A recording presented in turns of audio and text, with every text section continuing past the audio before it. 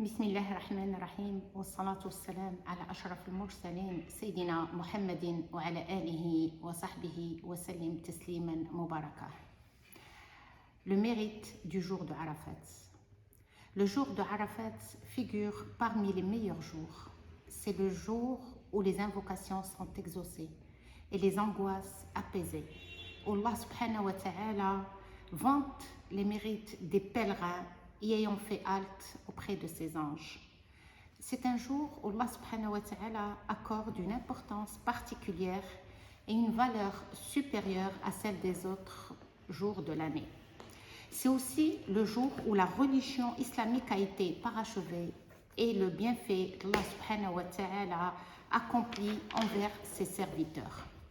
C'est également le jour du pardon des péchés et de l'affranchissement de l'enfer.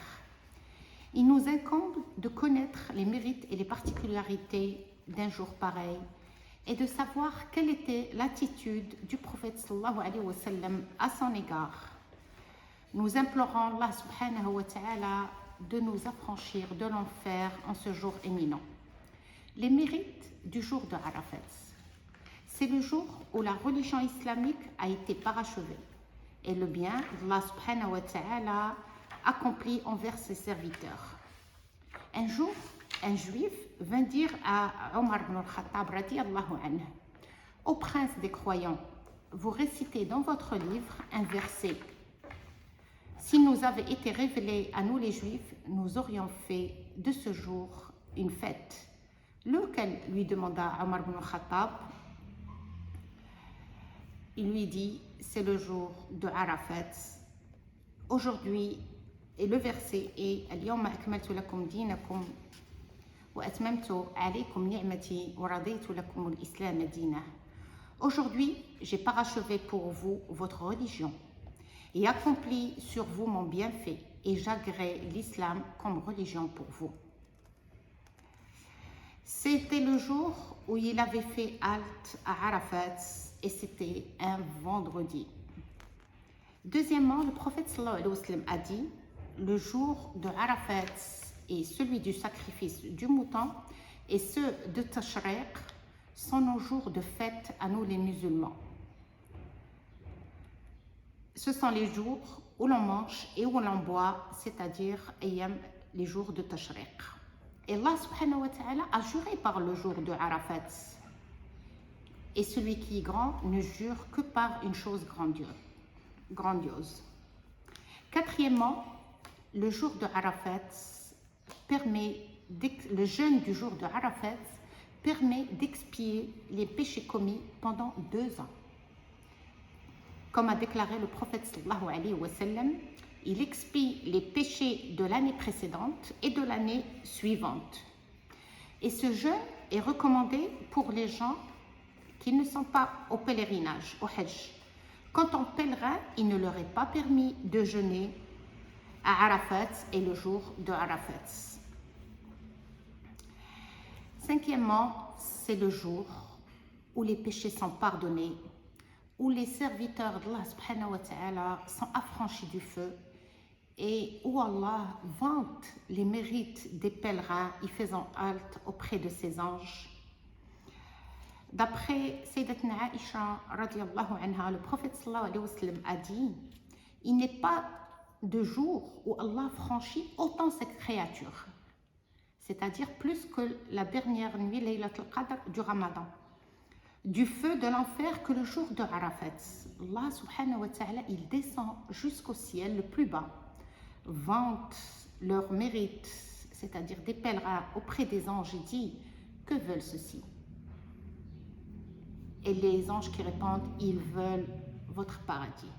Et dans un autre hadith, Allah subhanahu wa ta'ala dit regardez mes serviteurs, ils sont venus vers moi ébouriffés et couverts de poussière.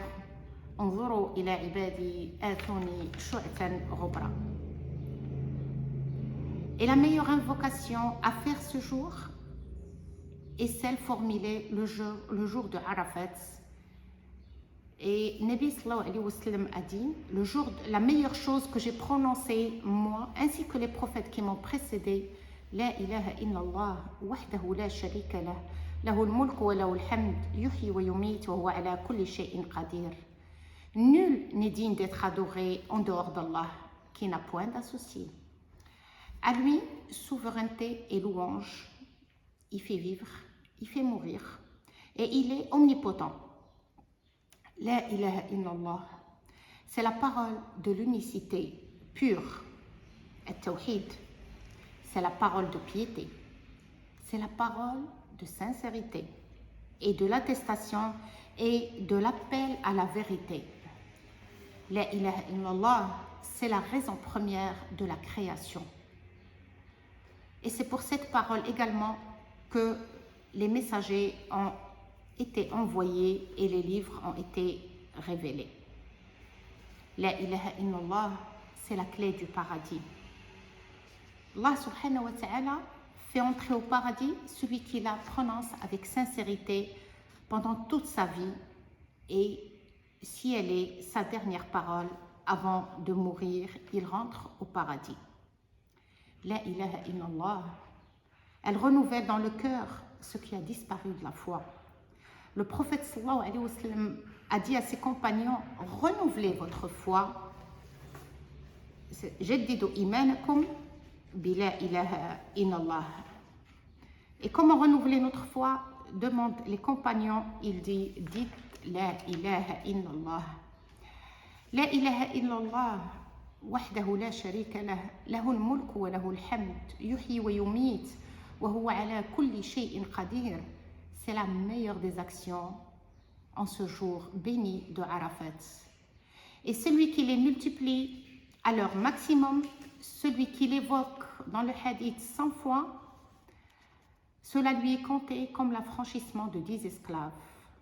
On lui inscrit en outre 100 bonnes actions et on lui efface 100 péchés. Cela lui est aussi une protection contre le diable durant toute cette journée jusqu'au soir, celui qui invoque ce dhikr. Donc, le jour de Arafat est une occasion de multiplier ce dhikr pendant toute la journée, du lever du soleil du jour de Arafat au coucher du soleil de ce jour-ci.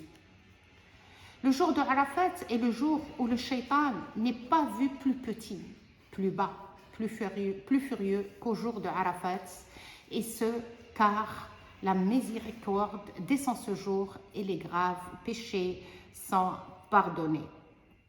Arafat est le jour de la réconciliation avec Allah subhanahu wa ta'ala.